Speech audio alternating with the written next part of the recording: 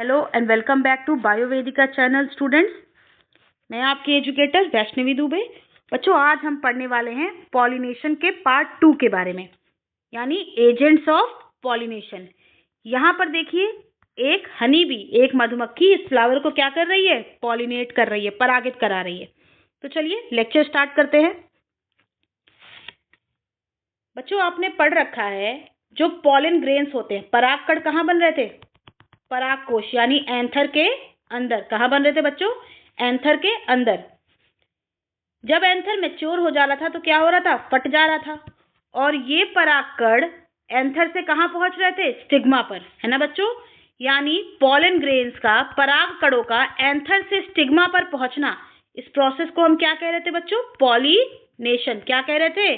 परागण, है ना?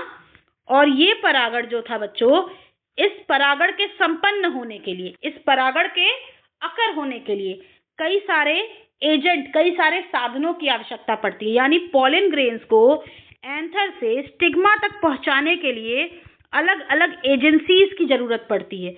और ये एजेंसीज क्या हो सकते हैं? हवा यानी एयर हो सकता है, वाटर यानी जल हो सकता है, और एनिमल्स यानी जंतु हो सकते हैं, है ना बच्चों? अब देखो जरा, यहाँ पर एयर और वाटर, ये दोनों क्या हैं? ये दोनों अजैविक हैं, यानी नॉन लिविंग है ना बच्चों? तो इन्हें आप क्या कहेंगे? अजैविक साधन या एबायोटिक एजेंट। और एनिमल, जंतु जो है, ये क्या है बच्चों? लिविंग है, जीवित है ना। ये जीवित यानी लिविंग है, इसलिए इसे हम क्या कहेंगे? इसे हम कहेंगे बायोटिक एजेंट ऑफ पॉलिनेशन, या फिर जैविक साधन। बात समझ में आई? तो एंथर से स्टिग्मा तक पॉलन ग्रेन्स को पहुंचाने के लिए जिन साधनों की जरूरत हमें होती है, उन्हें हम क्या कहेंगे बच्चों? परागण के साधन। एंथर से स्टिग्मा तक पॉलन ग्रेन्स को पहुंचाने के लिए हमें जिन साधनों की आवश्यकता होती है, जिन एजेंट्स की जरूरत होती है, उसे हम कहते हैं पॉलिनेटिंग एजेंट्स। आपने पढ़ा है पॉलिनेशन दो प्रकार का था, सेल्फ पॉलिनेशन और क्रॉस पॉलिनेशन। सेल्फ पॉलिनेशन एक ही पुष्प के अंदर हो रहा है, उसी पुष्प के अंदर से सेम पुष्प की स्टिग्मा पर पॉलन ग्रेन्स जा रहे हैं, तो यहाँ पर तो किसी भी पॉलिनेटिंग एजेंट की जरूरत नहीं पड़ेगी, है ना बच्चों? लेकिन क्रॉस पॉलिनेशन, इसमें पॉलन ग्रेन्स दूसरे पुष्प की स्टिग्मा पर जा रहे हैं, तो यहाँ क्या जरूरत पड़ेगा हमें? पॉलिनेटिंग एजेंट का, यानी परागण के साधन। इसीलिए हमने यहाँ हेडिंग में क्या लिख रखा है? पर परागण के साधन, एजेंट्स ऑफ क्रॉस पॉलिनेशन। बात समझ में आई बच्चों? अब देखिए, अगर ये जो एजेंट हैं ये जीवित होंगे बच्चों, तो इन्हें हम क्या कहेंगे? बायोटिक एजेंट, यानी जैविक साधन। जैसे कि जंतु, एनिमल्स जो है बच्चों, वो जीवित होते हैं, तो इन्हें हम क्या कह सकते हैं? एनिमल्स को हम कहेंगे बायोटिक एजेंसी ऑफ पॉलिनेशन। बात समझ में आई? और जंतुओं द्वारा होने वाले परागण को हम कहते हैं बच्चों जूफिली। क्या कहते हैं?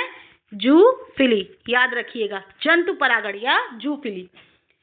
और देखिए, हवा और पानी, ये दोनों क्या है बच्चे?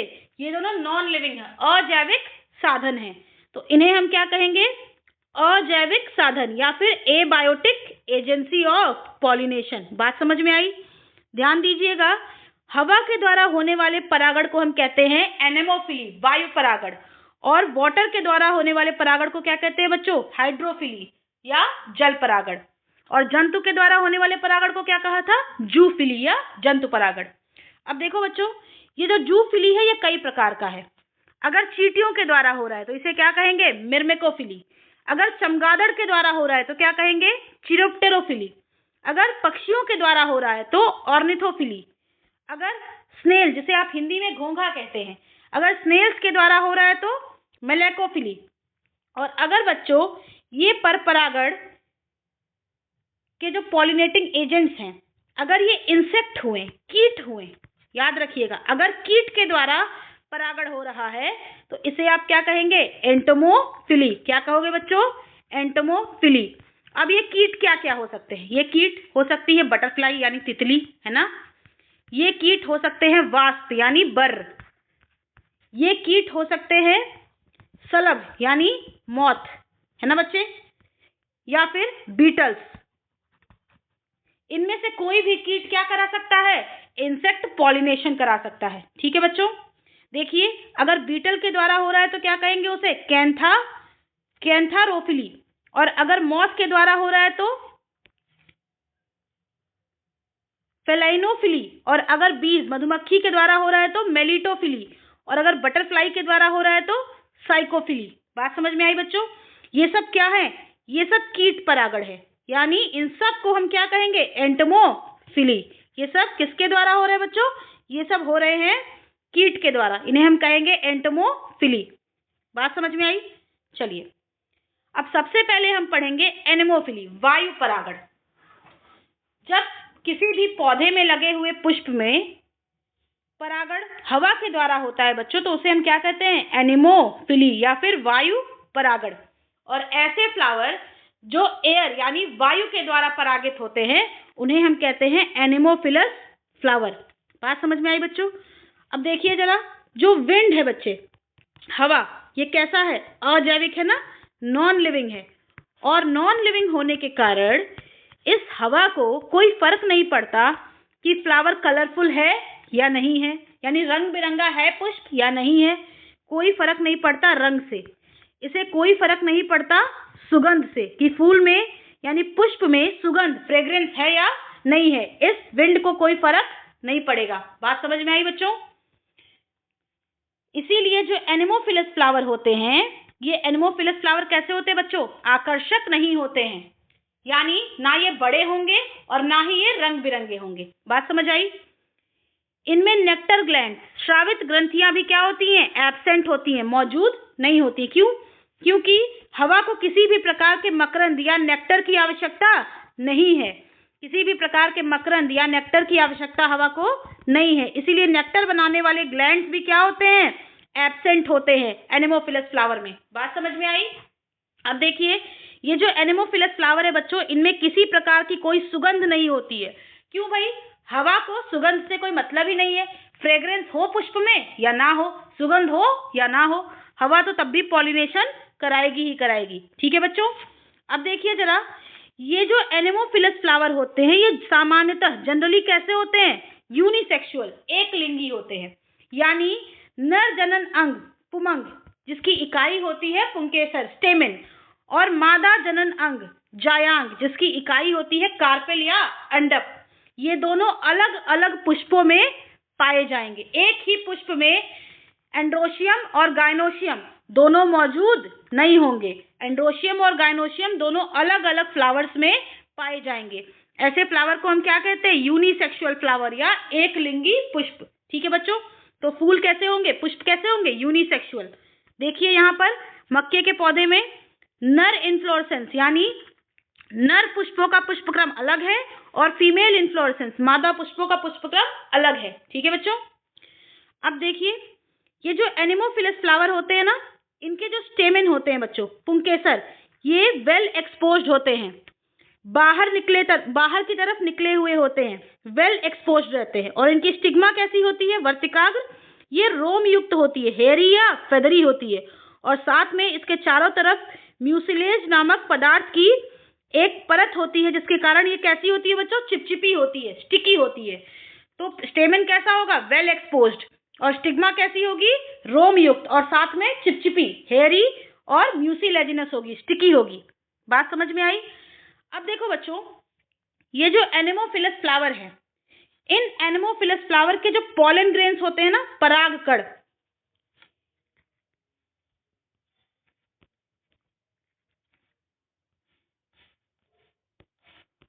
इनके जो परागकण होते हैं बच्चों, पॉलन ग्रेन्स होते हैं, क्योंकि इन्हें किसके माध्यम से परागित होना है, ये पॉलन ग्रेन्स एंथर से स्टिग्मा कहाँ किसके माध्यम से पहुंच रहे हैं, हवा के माध्यम से, एयर के माध्यम से पहुंच रहे हैं, है ना बच्चों?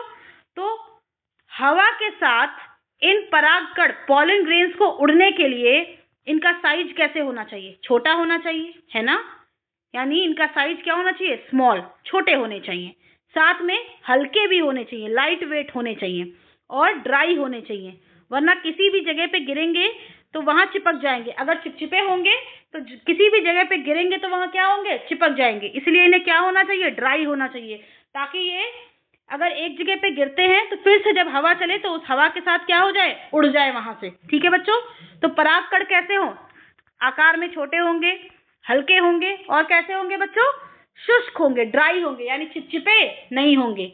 और साथ में एक बहुत इंपॉर्टेंट पॉइंट, परागकणों की संख्या बहुत ज्यादा होती है, यानी परागकण एंथर के अंदर, परागकोश के अंदर पॉलन ग्रेन्स बहुत ज्यादा संख्या में बनते हैं एनेमोफिलस फ्लावर में। क्यों भाई, क्योंकि पॉलन ग्रेन्स को हवा के साथ उड़ना है ना बच्चे। हवा के साथ उड़ने वाले पॉलन ग्रेन्स अगर ज्यादा संख्या में नहीं बनेंगे तो सारे के सारे पॉलन ग्रेन्स रास्ते में ही नष्ट हो जाएंगे। वायु परागित पुष्प जो होते हैं बच्चों, एनेमोफिलस फ्लावर जो होते हैं, उनके पॉलन ग्रेन्स मैक्सिमम रास्ते में क्या हो जाते हैं, नष्ट हो जाते हैं, खराब हो जाते हैं। सिर्फ कुछ ही पॉलन ग्रेन्स ऐसे होते हैं जो स्टिग्मा तक पहुंच पाते हैं। तो पॉलिनेशन 100% अश्योर करने के लिए परागकणों की संख्या क्या होती है, बहुत ज्यादा बनती है। ठीक है बच्चों, बात समझ में आई। तो देखिए पॉलन ग्रेन्स कैसे होंगे, लार्ज नंबर में बनेंगे, छोटे होंगे, हल्के होंगे और चिपचिपे नहीं होंगे, शुष्क होंगे। बात समझ में आई बच्चों। अब उदाहरण देखिए क्या क्या है, मक्का यानी मेज, जितने भी अनावृत्त बीजी पौधे हैं, जिम्नोस्पर्म्स, इनमें भी क्या पाई जाएगी, एनेमोफिली। कोकोनट, फिर ग्रासेस, जितने भी घास हैं, इनमें क्या पाया जाएगा, एनेमोफिली। और पपीते का पौधा, इसमें भी क्या पाया जाएगा, वायु परागण, एनेमोफिली। बात समझ में आई बच्चे। अब देखो यहाँ पर एक मक्के का पौधा है जिसमें आपको वायु परागण समझाने की कोशिश की गई है। देखिए बच्चों, जो मक्का होता है ना, मेज के पौधे में जो मेल फ्लावर्स का अरेंजमेंट है वो सबसे ऊपर की तरफ होता है, यानी नर पुष्पक्रम, मेल इन्फ्लोरेसेंस सबसे टॉप पे होता है। देखिए सबसे ऊपर है, इसीलिए तो स्टेमेंस कैसे हैं, वेल एक्सपोज्ड। ठीक है बच्चों। और फीमेल इन्फ्लोरेसेंस, मादा पुष्पक्रम कहाँ है, नीचे की तरफ है। अब ध्यान देना बच्चों, मक्के के पौधे में ये जो मादा इन्फ्लोरेसेंस है, मादा पुष्पक्रम है, फीमेल इन्फ्लोरेसेंस है, इसे हम नाम देते हैं स्पैडिक्स। क्या नाम देंगे, स्पैडिक्स। क्या नाम देंगे बच्चों, स्पैडिक्स। इस मादा इन्फ्लोरेसेंस को हम नाम देंगे स्पैडिक्स। ठीक है बच्चों। स्पैडिक्स एक प्रकार का पुष्पक्रम है, एक प्रकार का इन्फ्लोरेसेंस है, आपने क्लास 11th में पढ़ रखा है। ठीक है बच्चों, स्पैडिक्स एक प्रकार का इन्फ्लोरेसेंस है। इसे हम हिंदी में स्थूल मंजरी भी कहते हैं। क्या कहेंगे, स्थूल मंजरी, याद रखिएगा। जो फीमेल फ्लावर्स का इन्फ्लोरेसेंस होता है मक्के के पौधे में बच्चों, वो कैसा होता है, स्थूल मंजरी, स्पैडिक्स। ठीक है। और आपने जब भी कभी मक्के को छीला होगा, जो मक्के को आप नॉर्मल लोकल लैंग्वेज में भुट्टा भी कहते हैं, भुट्टे में बच्चों जो हरी हरी पत्तियां होती है ना, जिसे आप छीलते हैं, छिलका जो उसका होता है, उस छिलके को हम कहते हैं स्पेथ। क्या कहते हैं, स्पेथ। बात समझ में आई। अब नेक्स्ट देखिए, ये जो मक्के का इन्फ्लोरेसेंस है बच्चों, फीमेल इन्फ्लोरेसेंस, इसमें जो मादा पुष्प होते हैं, इन मादा पुष्पों में स्टिग्मा कैसी होगी, हेरी या फेदरी, रोम युक्त होती है और बाहर की तरफ लटकी हुई होती है। साथ में जो स्टाइल है बच्चों, वर्तिका, फीमेल फ्लावर के गाइनोशियम यानी कार्पल की अंडक की जो स्टाइल होगी, वर्तिका होगी, वो क्या होती है, लंबी होती है, 25 से 50 सेंटीमीटर लंबी होती है। जब भी आप मक्का खाते हैं तो आप देखते हैं छिलके को छीलने के बाद आपको सिल्क जैसे रेशमी धागे नुमा लंबे लंबे धागे दिखाई देते हैं, है ना। रेशम जैसे लंबे लंबे गोल्डन कलर के धागे दिखते हैं, किसमें, मक्के में। मक्के का जो फ्रूट होता है उसमें आपको रेशमी धागे दिखाई देते हैं। ये धागे कुछ और नहीं है बच्चों, स्टाइल है, किसका, वर्तिका है, किसकी, जो कार्पल है अंडक फीमेल फ्लावर का, उसकी स्टाइल होती है क्या, ये सिल्क थ्रेड्स। बात समझ में आई बच्चों। यानी स्टाइल कैसी होगी फीमेल फ्लावर की, लॉन्ग होगी, 25 से 50 सेंटीमीटर तक लंबी होगी। और मेल फ्लावर कैसे होंगे बच्चों, नर पुष्प कैसे होंगे, छोटे होंगे, स्मॉल होंगे। ठीक है। अब जब इन नर पुष्पों के परागकोश परिपक्व होने के बाद, मैच्योर होने के बाद फटेंगे, तो पॉलन ग्रेन्स देखिए बच्चों, हवा के माध्यम से कहाँ आकर के गिर जाएंगे, फीमेल इन्फ्लोरेसेंस के जो फ्लावर हैं, पुष्प हैं, उनके स्टिग्मा पर। ठीक है बच्चे, बात समझ में आई, किसके द्वारा, एयर के द्वारा, हवा के द्वारा। और परागकण परागण क्या हो जाता है, संपन्न हो जाता है। बात समझ में आई। पॉलन ग्रेन्स एंथर के मैच्योर होने पे और फटने के बाद हवा के माध्यम से कहाँ आके गिरते हैं, फीमेल इन्फ्लोरेसेंस के जो फ्लावर हैं, पुष्प हैं, फीमेल इन्फ्लोरेसेंस के पुष्प के स्टिग्मा पर आकर के गिरते हैं। ठीक है बच्चों, और पॉलिनेशन हमारा कंप्लीट हो जाता है।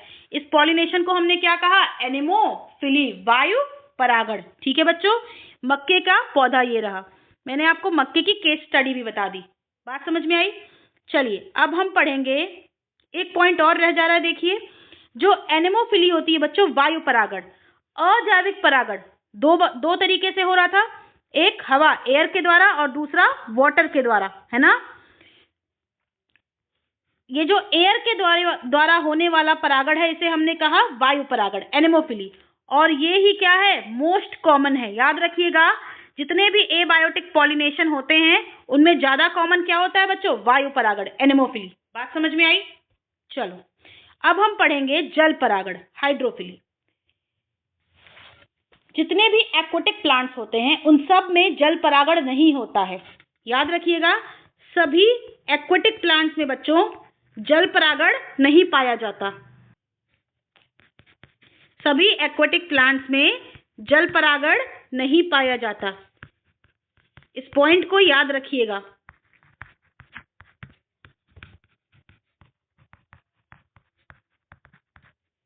बात समझ में आई। अब देखिए, एक्वेटिक पौधों में भी बच्चों सिर्फ 30 जेनेरा ऐसे हैं जिनमें क्या मिलेगा, हाइड्रोफिली पाई जाएगी। और वो भी मैक्सिमम किन में होगा, मोनोकॉट में। एक बीज पत्री जो पौधे होते हैं उनमें हाइड्रोफिली पाई जाती है। और आपकी एनसीईआरटी लिखती है hydrophily is limited to 30 genera. ठीक है, 30 जेनेरा ऑफ एंजियोस्पर्म, आवृत्त बीजी के सिर्फ और सिर्फ 30 जेनेरा में हाइड्रोफिली पाई जाती है। और मैक्सिमम किस में पाई जाएगी, मोनोकॉट में, एक बीज पत्री में। ठीक है बच्चों, अब देखिए, हाइड्रोफिली दो प्रकार का होता है। एक तो इपी हाइड्रोफिली, इपी का मतलब ऊपर और हाइड्रोफिली का मतलब जल परागण।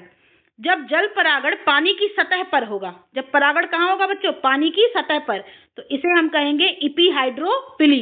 और ये किसमें होता है, वेलिसनेरिया नाम के पौधे में होता है। ठीक है, जब भी परागण बच्चों पानी के नीचे होगा, हाइपो मतलब नीचे और हाइड्रोफिली मतलब जल परागण, जब परागण पानी के अंदर होगा तो इसे हम क्या कहेंगे, हाइपो हाइड्रोफिली। ये किसमें होता है, देखो, जोस्टेरा नाम का पौधा जिसे हम समुद्री घास भी कहते हैं, सी ग्रास, फिर हाइड्रिला में और सिराटोफिलम, इन तीनों में क्या पाया जाएगा, हाइपो हाइड्रोफिली। यहां देखिए बच्चों, इपी हाइड्रोफिली हो रही है किसमें, वेलिसनेरिया में इपी हाइड्रोफिली को दर्शाया गया है। ठीक है बच्चों, अब ध्यान दीजिएगा, जो वेलिसनेरिया है ना बच्चा, ये वेलिसनेरिया एक डायोशियस पौधा है। अब डायोशियस क्या है मैम, हमने पिछले लेक्चर में पढ़ रखा था। डायोशियस यानी नर पुष्प और मादा पुष्प दोनों अलग अलग पौधे पर पाए जाएंगे। बात समझ में आई। देखिए जरा, यहां पर आपको दिखाई दे रहा है फीमेल फ्लावर। ये फीमेल फ्लावर एक अलग प्लांट पे है और ये रहा मेल फ्लावर। ये मेल फ्लावर एक दूसरे प्लांट पर है। ठीक है बच्चों, यानी मेल फ्लावर और फीमेल फ्लावर दोनों अलग अलग पौधे पर मौजूद हैं। ठीक है, अब देखो बच्चों, ये जो नर पुष्प होता है ना, मेल फ्लावर, ये मेल फ्लावर जो होता है बच्चों, इसके इन्फ्लोरेसेंस, इसके पुष्प क्रम को हम क्या कहते हैं, स्पैडिक्स। क्या कहते हैं, स्पैडिक्स। अभी और कहीं पढ़ा था स्पैडिक्स, तुरंत पढ़ के आए हैं मक्के में, है ना। मक्के में क्या हो रहा था, वायु परागण, लेकिन यहाँ क्या होगा, जल परागण। जो मेल फ्लावर है ये अपने पौधे से जुड़ा रहता है, किस फॉर्म में, अपने पुष्पक्रम में लगा रहेगा। और पुष्पक्रम को हम क्या कहेंगे, स्पैडिक्स, स्थूल मंजरी। ठीक है बच्चों, देखिए यहाँ पर मेल इन्फ्लोरेसेंस, ये रहा मेल इन्फ्लोरेसेंस, यानी मेल फ्लावर्स अरेंज्ड हैं। जो पुष्पों का अरेंजमेंट होता है बच्चों, फ्लावर्स का जो अरेंजमेंट होता है उसे हम क्या कहते हैं, इन्फ्लोरेसेंस, पुष्प क्रम। तो यहाँ पर मेल इन्फ्लोरेसेंस आपको दिखाई दे रहा है। इस मेल इन्फ्लोरेसेंस को क्या नाम देते हैं, स्पैडिक्स। ये स्थूल मंजरी पुष्पक्रम है। ठीक है बच्चों, और यहाँ देखिए, ये रहा फीमेल फ्लावर। ये रहा फीमेल फ्लावर। ध्यान देना बच्चों, जो फीमेल फ्लावर होता है ना, इस फीमेल फ्लावर की जो पुष्प वृंत होता है, पेडिसल जो होता है बच्चों, इस फीमेल फ्लावर का जो पेडिसल होता है, ये पेडिसल लॉन्ग होता है, लंबा होता है, और साथ में कैसा होता है, कॉइल्ड होता है बच्चे, कुंडलित होता है। देखिए यहाँ आपको कॉइलिंग दिखाई दे रही है। बात समझ में आई? हमने क्या पढ़ लिया? मेल फ्लावर के इन्फ्लोरेसेंस को हम क्या कह रहे थे? मेल इन्फ्लोरेसेंस को हम कह रहे थे स्पैडिक्स, और फीमेल फ्लावर का जो पेडिसल है, जो पुष्प वृंत है ना बच्चों, जो उसका पेडिसल है, जिसे हम डंठल कहते हैं, जिससे पुष्प जुड़ा रहता है, वो कैसा था? कॉइल्ड था, लंबा था, है ना, कुंडलित था। अब देखिए, वैसे तो मेल और फीमेल फ्लावर दोनों कहाँ रहेंगे? पानी के अंदर। लेकिन जब परिपक्वता आती है बच्चों, मैच्योर हो जाते हैं दोनों फ्लावर, तो ये जो फीमेल फ्लावर है ना, फीमेल फ्लावर का पेडिसल जो कुंडलित था, वो क्या हो जाता है? खुल जाता है, ओपन हो जाता है, और फीमेल फ्लावर कहाँ पहुंच जाता है? पानी के सतह पर। बात समझ में आई? अब इतने में मेल फ्लावर जो था, नर पुष्प, ये भी क्या हो गया? मैच्योर हो गया, और ये कहाँ? अपने पेरेंट प्लांट से, जो इसका प्लांट था जहां ये पुष्प मौजूद था, वहां से क्या हो गया? मेल फ्लावर डिटैच हो गया, अलग हो गया, और कहाँ पहुंच गया बच्चों? पानी की सतह पे। ठीक है, अब ये जो मेल फ्लावर है बच्चे, ये मेल फ्लावर फीमेल फ्लावर के चारों तरफ क्या करेगा? चक्कर लगाएगा। ठीक है, और एंड में इस फीमेल फ्लावर से जाकर के टकरा जाएगा। जैसे ही मेल और फीमेल फ्लावर कांटेक्ट में आएंगे, मेल फ्लावर का पराग कोश, एंथर क्या होगा? फट जाएगा, और पॉलन ग्रेन्स फीमेल फ्लावर की स्टिग्मा पर जाकर के गिर जाएंगे। पॉलन ग्रेन्स कहाँ जाके गिर जाएंगे? फीमेल फ्लावर की स्टिग्मा पर जाकर के गिर जाएंगे, और परागण संपन्न हो जाएगा। बात समझ में आई? जैसे ही परागण हो जाएगा बच्चों, मेल गैमीट फीमेल गैमीट से मिलेगा, फिर जाइगोट बनते ही पूरा प्लांट क्या होगा? फीमेल फ्लावर भी कहाँ हो जाएगा? इसका जो पुष्प वृंत था, जो पेडिसल था, ये वापस से कैसा हो जाएगा? कॉइल्ड हो जाएगा, और कहाँ चला जाएगा? पानी के अंदर। याद रखिएगा, वेलिस्नेरिया में जो भी सारे लाइफ इवेंट्स हैं, जीवन का सारा चक्र पानी के कहाँ होता है? अंदर होगा। सिर्फ और सिर्फ परागण कहाँ होगा बच्चों? पानी की सतह पर। इस पॉइंट को याद रखिएगा। बात समझ आई? तो ये मैंने आपको वेलिस्नेरिया में जल परागण पढ़ा दिया। ठीक है बच्चों, यहाँ देखिए, यहाँ दे रखा है मादा पुष्प, मादा पौधा एक पुष्प के सहित, नर पौधा दो स्थूल मंजरियों के सहित। स्थूल मंजरी क्या है बच्चों? मेल इन्फ्लोरेसेंस को नाम देते हैं हम। वेलिस्नेरिया में जो मेल इन्फ्लोरेसेंस है, उसका नाम क्या दिया? स्थूल मंजरी, स्पैडिक्स। ठीक है बच्चों, और यहाँ सी वाला जो सेक्शन है, इसे कह रहा है परागण को दर्शाते हुए। अब देखिए, पेडिसल कैसा था फीमेल फ्लावर का? लॉन्ग और कॉइल्ड, कुंडलित था और लंबा था। बात समझ में आई बच्चा? अब देखिए, इसके नेक्स्ट पार्ट में हम पढ़ेंगे जूफिली या एनिमल पॉलिनेशन। ठीक है बच्चों, चलिए।